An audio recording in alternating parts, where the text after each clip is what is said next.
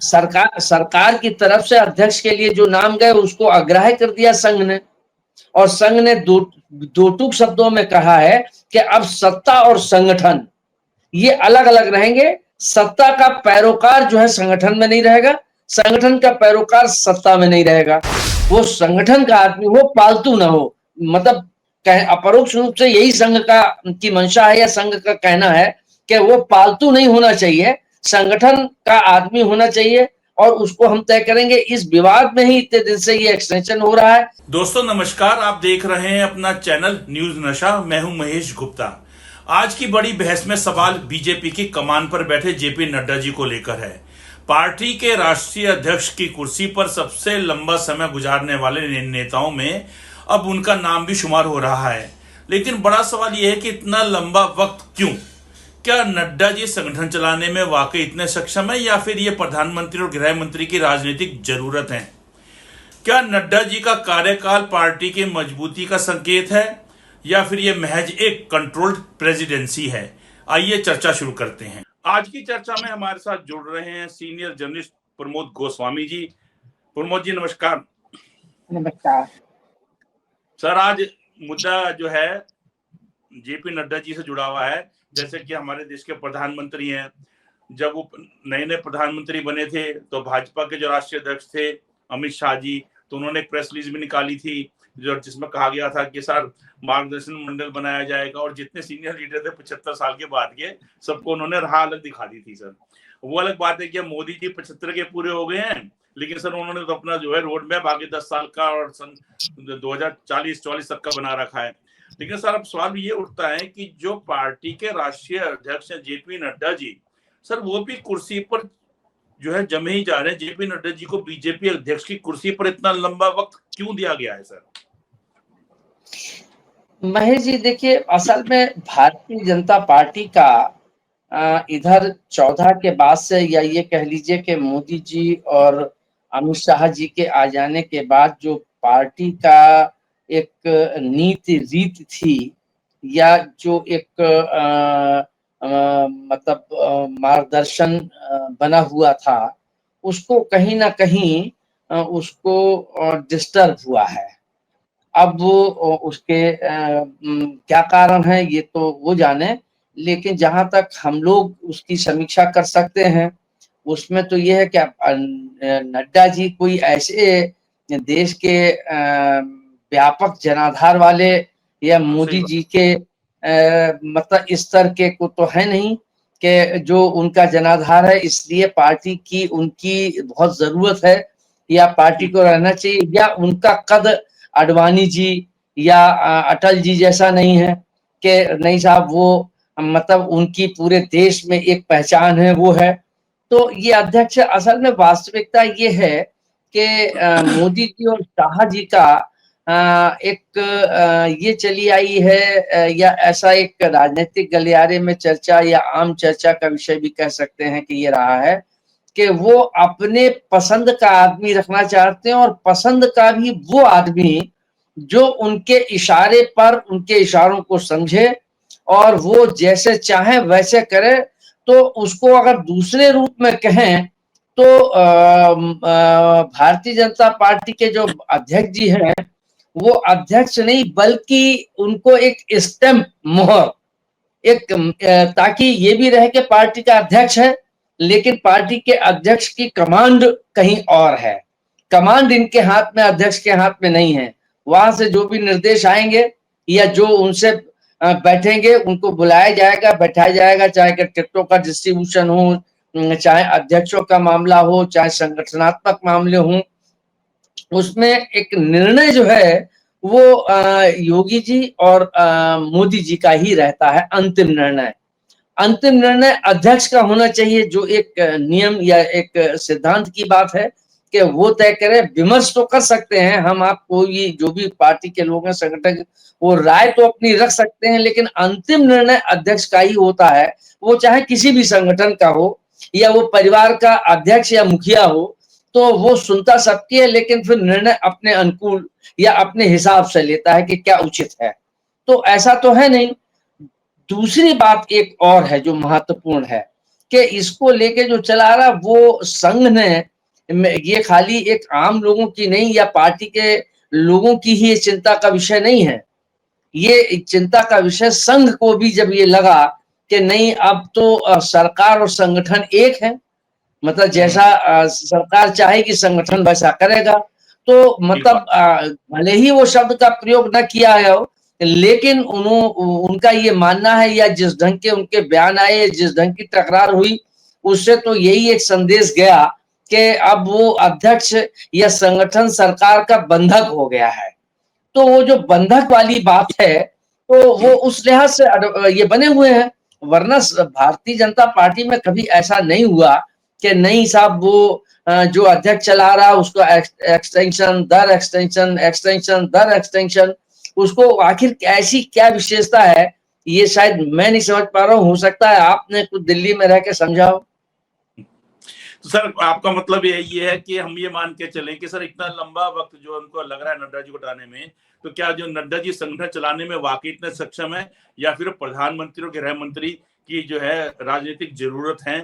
थोड़ा सा इस पर भी बोल दीजिए सर कि क्या मतलब नड्डा जी वाकई में सक्षम है? उसको तो हमने कह दिया कि ऐसा कोई जनाधार नहीं, कुछ भी बात नहीं है, लेकिन सर ये क्या प्रधानमंत्री और गृह मंत्री या यूं कह लें कि जो हमारे गुजराती दो बंधु हैं उनकी राजनीतिक जरूरत है क्या सर? नहीं, राजनीतिक जरूरत, देखिए राजनीतिक जरूरत की बात जहां तक है तो वो विपक्ष से तो जरूरत हो सकती है कि विपक्ष है, लेकिन विद इन पार्टी क्या जरूरत हो सकती है, ये बात मैंने पहले भी कहा कि वो मतलब, और ये संघ भी अपरोक्ष रूप से कह रही है कि संगठन को बंधक बना लिया।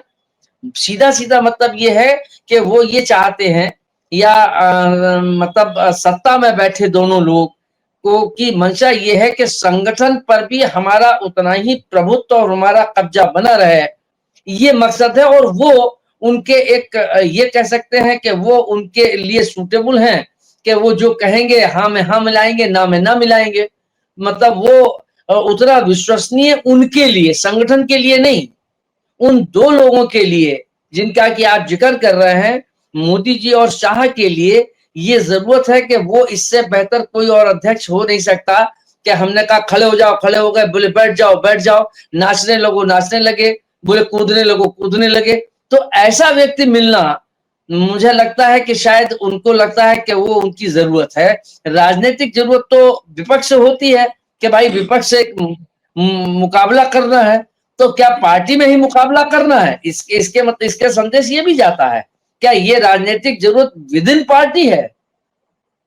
प्रमोद जी देखिए, पर एक बड़ी बात आपने खुद देखा होगा कि अगर मोदी जी संसद में भी आते हैं तो हालत ये है कि सभी जितने भी इनके सांसद ऐसे नतमस्तक खड़े हो जाते हैं कि मंदिर के अंदर प्रभु जी को के दर्शन हो रहे हैं। इवन अगर कहीं कोई बाथरूम या वॉशरूम भी कहीं गए हो तो पहले से सूचना दे, इतने बजे जो है मोदी जी आएंगे, तो बेचारे वो वॉशरूम से कूदे कूदे भागे भागे आ जाते हैं, सब नतमस्तक हो जाते हैं। तो क्या हम ये माने कि सर मोदी जी के पास या दोनों जो गुजराती जोड़ी इनके पास नड्डा जी के अलावा कोई नमस्ते करने वाला या बिल्कुल हाथ की कठपुतली वाला नहीं है? ऐसा तो नहीं है, भीड़ है इनके पास, तो एक नहीं 10 है 20 है 50 है, नड्डा पे क्यों टिके हुए हैं? नहीं देखिए, वो चूंकि अध्यक्ष रहे हैं और लगता है उनको कि नहीं अब हम अगर किसी को रखें या किसी को बदलें तो इसमें और बहुत से हो सकते हैं, लेकिन अगर ऐसा ही है तो और किसी को ले आएंगे, ऐसा नहीं है। अभी जब संघ और अध्यक्ष को लेके इतने दिन से जो एक मतभेद चल रहे हैं या इसको लेके एक टकराव की स्थिति बनी हुई है, तो जो उन्होंने नाम दिए, ऐसा ऐसी चर्चा है या ऐसी चीजें सामने आई हैं कि सरकार ने जो नाम दिए, जी जी जी जी सर, बोलिए बोलिए सर।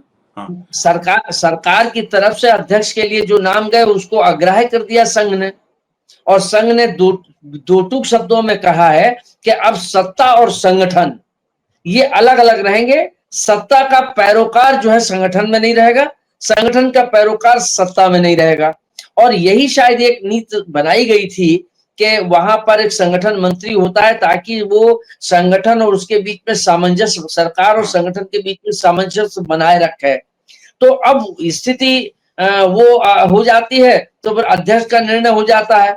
तो ऐसी स्थिति में दिक्कत यही आ रही है कि सरकार चाहती है कि हमारे हिसाब से आदमी हो, नड्डा ना हो, जब उन्होंने कहा कि कार्यकाल पूरा हो गया है, उनका एक्सटेंशन भी हो गया, दोबारा फिर उनको और आगे एक्सटेंशन दे दिया गया, तो वो सरकार से मांगा था संघ ने कि आप हमको नाम दीजिए, लेकिन उन्होंने जो नाम दिए वो भी वही थे कि मतलब A category, B category, C category वही थी कि जो उनकी हम यहाँ मिलाने वाले हो वही संगठन का अध्यक्ष हो।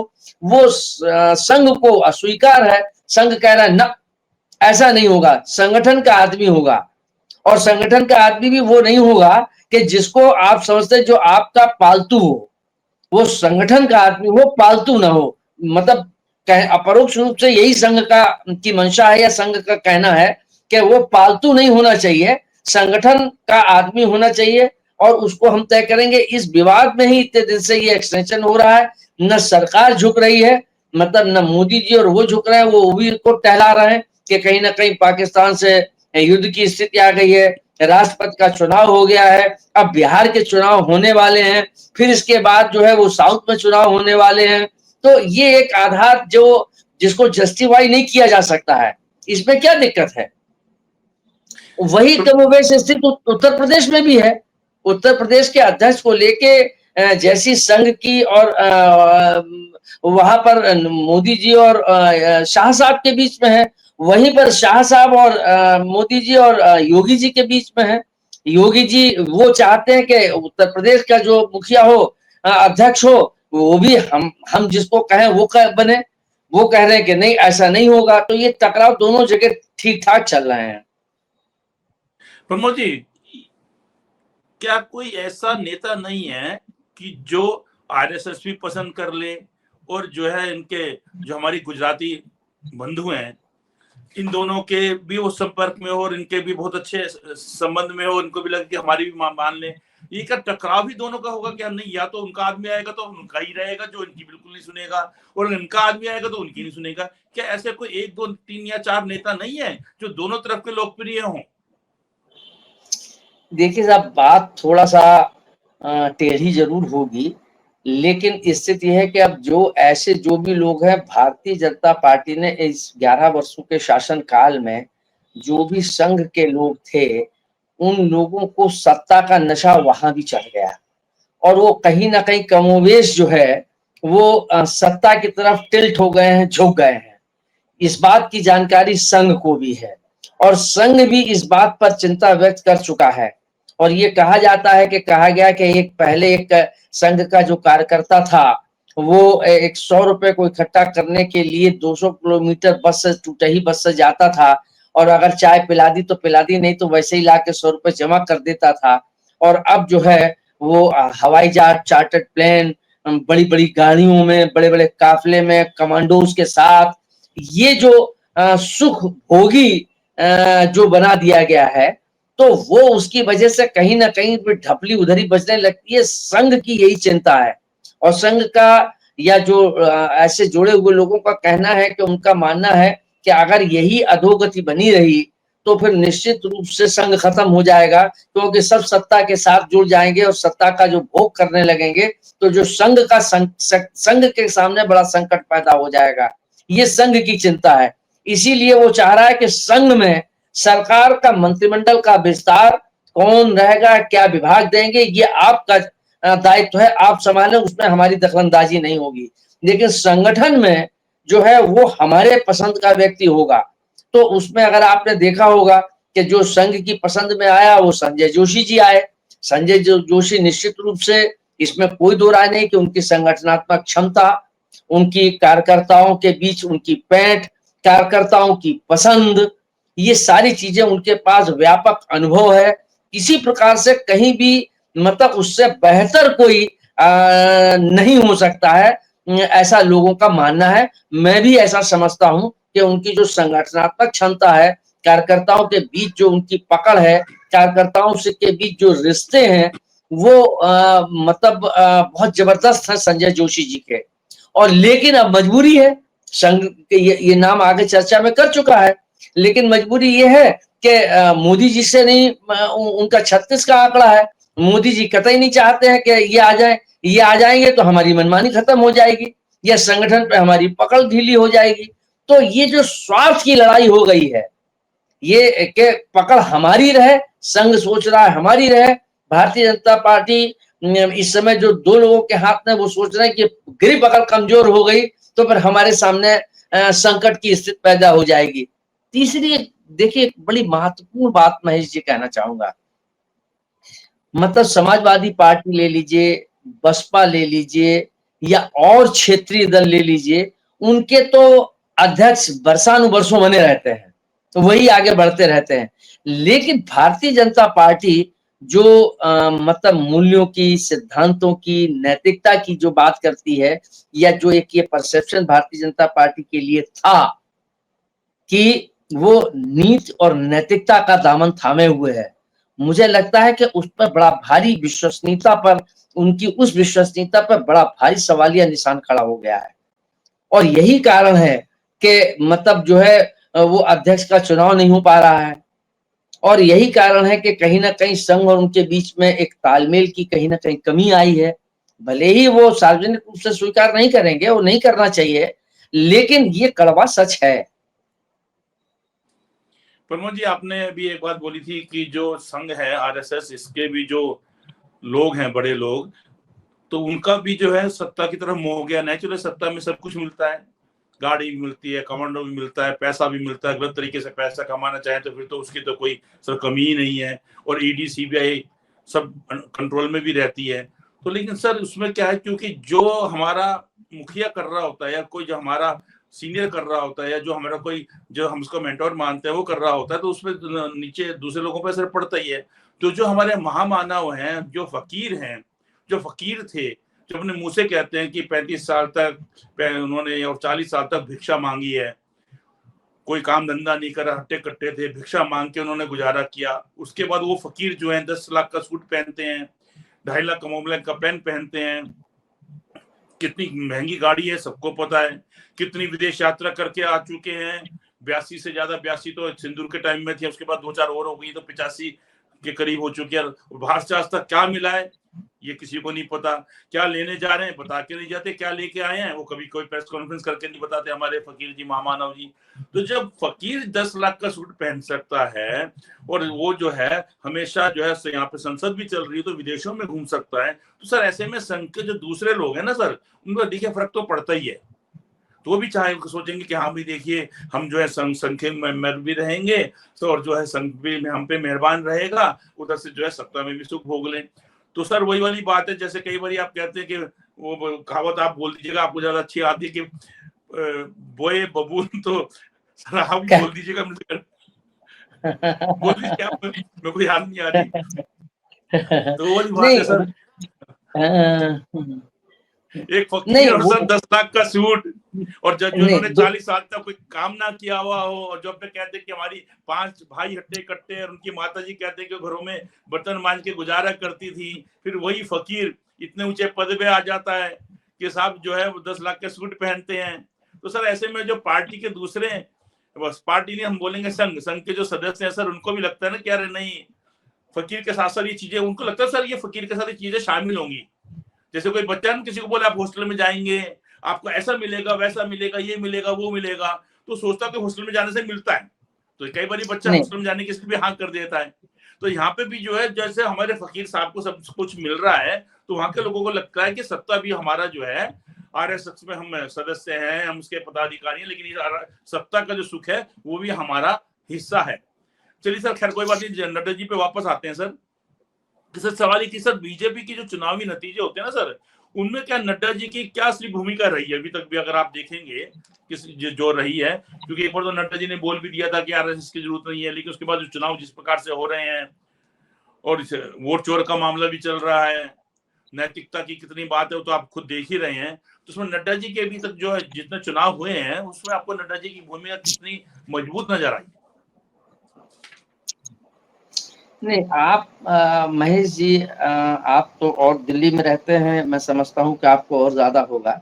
नड्डा जी की मुझे तो नहीं लगता कि कोई किसी प्रकार की भूमिका है, भूमिका उन दो लोगों की ही है उसमें। लेकिन अब वो चूंकि मतलब वो खाली खड़े रहते हैं साथ में, जब जश्न मनता है तो वो भी लगते हैं, और अगर बस चले तो वो भी उनको भी ना खड़ा किया जाए कि बस खाली उतने आप पार्टी कार्यालय में बैठो, वहाँ पार्टी के सचिव के रूप में बनते रहो, अध्यक्ष के रूप में तो हम सारा काम कर ही रहे हैं।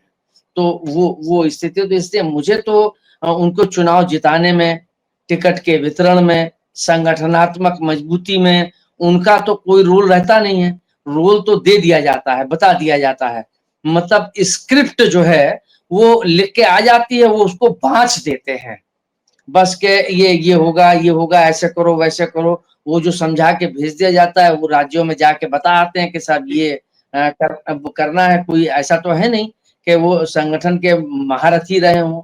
दूसरी जो अभी आपने पहले बात कही थी, उसी पर थोड़ा-सा, चूँकि वो अच्छी बात आपने शुरुआत की।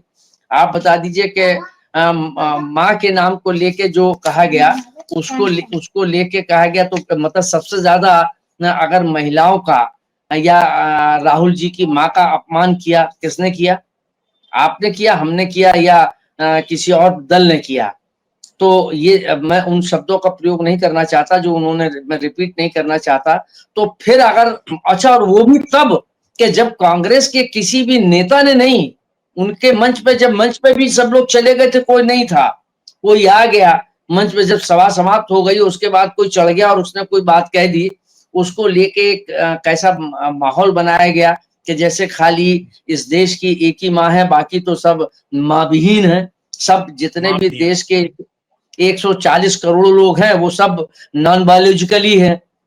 तो ये भी एक बात है।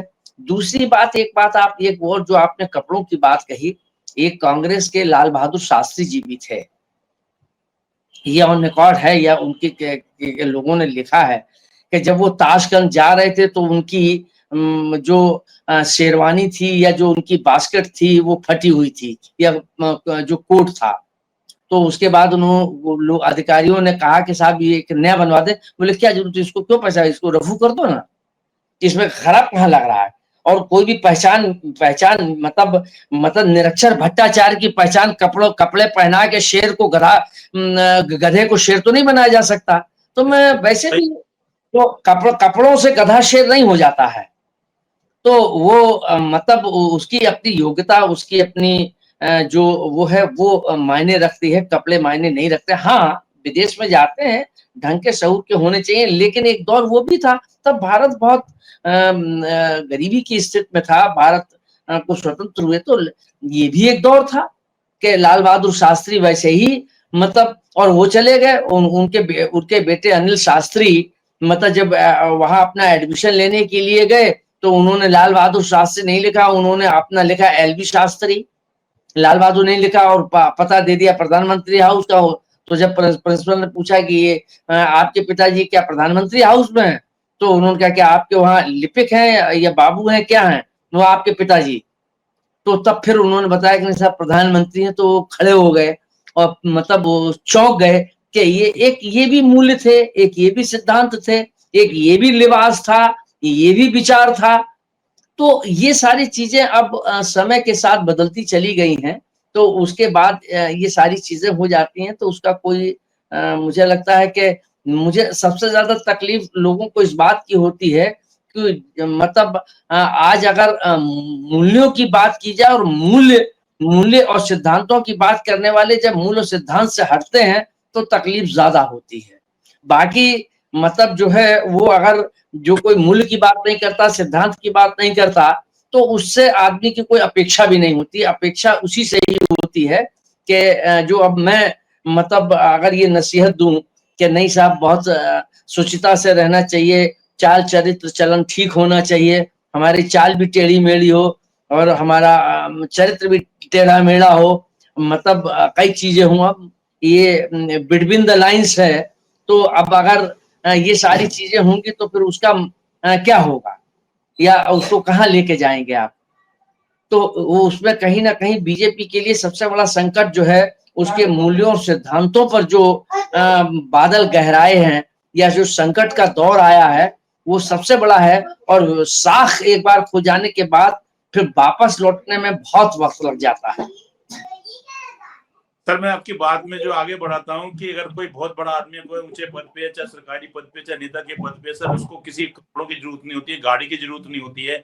हमारे जो है भारत के जो है रिजर्व बैंक ऑफ इंडिया, उनके गवर्नर मनमोहन सिंह जी मारुति में चले सर। उसका मैं दूसरा आपको एक और बात बताना चाहता हूँ कि दिल्ली में जैसे एमएलओ बोलते हैं, वहां तो आपके राज्यों में बोलते हैं ARTO और RTO, तो दिल्ली में होते हैं एमएलओ मोटर लाइसेंसिंग ऑफिसर।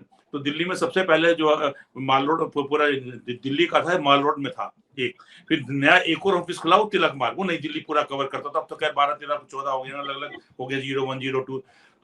तो सर मैं आप घटना बता रहा हूँ, बड़ी इंटरेस्टिंग बात है कि वहां के एमएलए ने मुझे खुद बताया कि मनमोहन सिंह जी, नहीं मैं अभी दूसरी तरीके से बताता हूँ कि ये तिलक मार्ग में जो अथॉरिटी थी अब दूसरी जगह शिफ्ट हो गई है, तो वहां पर अथॉरिटी थी, तो वो बता रहे थे कि मैं बैठा हुआ, एमएलए बता रहे और कह रहा मेरे सामने एकदम से एक सरदार जी आ गए और सब सरदार जी आ गए और कह रहा मैं उनको देखूं और उनकी शक्ल बिल्कुल हमारे प्रधानमंत्री से मिल रही। और वो कौन कल्पना कर सकता है कि प्रधानमंत्री जो है अपना लाइसेंस रिन्यू कराने के लिए एमएलए के ऑफिस में आ जाएगा। जैसे मैं सर कई बार बताता हूँ कि कोई हमारा पुराना कोई रिश्तेदार बहुत टाइम में मिला, या हमारा कोई दोस्त है बहुत करीबी दोस्त, और वो हमने उसकी तरफ देखा तो उसने हमारी तरफ देखा, उसने हाँ नहीं की, नहीं पहचान, तो मैंने कहा इसका मतलब ये वो नहीं है। अदरवाइज बाई चांस वो दिख रहा है, उसने हमारी तरफ नहीं देखा उसने किसी वजह से, तो मुझे नहीं लगता कि वही तो नहीं, आवाज तो ना लगाए, कई बार पहचानने में भी थोड़ी सी हो जाती है। अब सब कौन कल्पना कर सकता है कि देश के प्रधानमंत्री एमएलए ऑफिस में आएंगे। तो उसकी भाषा थी सर कि मेरे सामने सरदार जी खड़े और मैं चौंक गया और मैं सोच रहा कि क्या करूं, भाई एमएलए किसी को थोड़ी ना जो लाइसेंस बनाया उसको नमस्ते करेगा। तो कहता इतने में जो है जब अच्छा उन्होंने जो है जब ये गए मनमोहन सिंह जी रूम में, तो सारी एसपीजी जो है रूम के अंदर रूम में नहीं घुसी थी। ये भी बड़ी बात है, वो रूम के बाहर वार कहीं भी रहे होंगे। तो सर कह रहा कि जब वो आए मेरे सामने खड़े तो मैं चौंकू कि इनको नमस्ते करूं या ना करूं, और ये अगर ये पीएम साहब है तो कह रहा सर मेरी तो पैंट हल्की हो रही थी, ये सामने कैसे आ गई, क्या मेरे से गलती हो गई। और कह रहा है मैं सोचू अगर नहीं है मैं खामखा में नमस्ते कर दूं तो पूरा डिपार्टमेंट, मेरे सारे लोग, मेरा चपरासी, मेरा चाय देने वाला सब मजाक उड़ाएगा। कहता सर इतने में भागा एक हमारा जो ARTO जो उनका दूसरा साहब वो कागज लेके आया, सबने बोला कि पीएम साहब को साइन। कहता सब फिर मैंने उठकर बहुत सलूट मारा, नमस्ते मारा। तो कहता क्योंकि उसने जो कागज लेके आया उनके, वो ऑलरेडी पीछे से कागज साइन करते हुए रूम में आए थे। देखिए देश के प्रधानमंत्री वो सीधा कह सकते हैं नहीं, को ये ऐसे ऐसे ऐसे महेश जी एक नहीं कही। आप देखिए नेहरू जी की बड़ी चर्चा की जाती है, उनको लेके कहा जाता है, ये मैंने पढ़ा है क्योंकि मैं उस समय था नहीं, मैं बहुत छोटा, बहुत ही छोटा रहा हूँगा, 2-4 वर्ष का रहा हूँगा। ये घटना तब की है जब देश स्वतंत्र हुआ, तो ये एक वही रैली वैली थी, नेहरू जी वहां गए। और जब नेहरू जी अच्छा उस समय चूंकि गरीबी का और उस समय की हालात आप अंदाज लगा सकते हैं क्या है, तो एक महिला ने नेहरू जी की कॉलर पकड़ ली, कॉलर पकड़ ली। और जब ये कॉलर पकड़ ली तो उन्होंने कहा तुमने दिया क्या हमको जो इतनी बातें करते हो। तो उन्होंने कहा कि मतलब ये हमने क्या दिया है, इसका इस बात से अंदाज लगा लो कि तुम एक प्रधानमंत्री का कॉलर पकड़ रही हो, ये जो लोकतंत्र दिया इसमें तुम प्रधानमंत्री का तुम ही कॉलर पकड़ सकती हो। आज अगर आप कुछ कह देते हैं तो चल देते हैं, वहां से एजेंसियां चल देती हैं, बोले चलो भाई लो पकड़ो, लपको लपको लपको। तो ये वो जो एक कहावत है कि देखिए मतलब बड़े लोग की सोच बड़ी होती है, उनका दायरा बड़ा होता है, उनका आधार बड़ा होता है। वो यूं ही नहीं स्टार वार्ड बन जाते हैं, या खाली कपड़े पहनने से या महंगे चश्मे और घड़ी से नहीं बन जाते हैं बड़े लोग। बड़े लोग आचरण से बनते हैं, बड़ी सोच से बनते हैं, बड़ा दायरा रखते हैं, तो तब बनते हैं बड़े। खाली मतलब कथनी और करनी में फर्क से नहीं बनते हैं। ठीक बात है। प्लीज सर हम नड्डा जी पे बैग मारते हैं, बीच बीच में कुछ इंटरेस्टिंग बातें हो जाती है। तो सर हमें ये जानना चाहेंगे सर कि क्या इतने लंबे समय तक नड्डा जी को अध्यक्ष बनाए रखना पार्टी में नेतृत्व को रोकना नहीं हो जाएगा सर? क्योंकि देखिएगा अगर नड्डा जी बने हुए हैं, उनकी जगह कौन किसने आना है, कौन नहीं आ रहा, काफी समय हो रहा है, तो उससे क्या होता है जो पार्टी में नेता होते हैं उनमें भी जो है थोड़ी स्थिति असहज हो जाते हैं, जो कार्यकर्ता हैं वो भी असहज हो जाते हैं कि हमें तो ये पता ही नहीं हमारा अध्यक्ष कौन है, या आरएसएस कितनी मजबूत है, या हमारे मोदी जी और अमित शाह हमारे गुजराती बंधु ये कितने मजबूत हैं, या इन दोनों की टसल चल रही है, फिर उस पर मीडिया में भी चर्चा होती रहती है। तो उससे ना सर कार्यकर्ता में भी जो है कहीं ना कहीं कुछ असहज महसूस करता है कार्यकर्ता भी, और जो नेता है वो भी। तो सर सवाल फिर वही आ जाता है कि सर कि इतने लंबे समय तक नड्डा जी को अध्यक्ष बनाए रखना, क्या पार्टी में नई लीडरशिप को रोकना नहीं है सर? क्या ये नहीं, देखिए सत्यता तो ये है, भले ही भारतीय जनता पार्टी, समाजवादी पार्टी को, बसपा को, या आप चले जाइए मतलब एनसीपी को, या आप तृणमूल कांग्रेस को, या नॉर्थ साउथ के दलों को ये कहते रहे कि व्यक्तिपरक पार्टियां हैं। और व्यक्तिपरक पार्टियों में तो ये होता है कि ये मजाल नहीं है कि मतलब जो मुखिया है, जिसकी व्यक्तिगत पार्टी है, वो उसके खिलाफ कुछ टिप्पणी भी कर सके, वो जी हुजूरी ही करती है। वही हालात पैदा, जिसकी आलोचना करते हैं वही हालात आज हो गए हैं।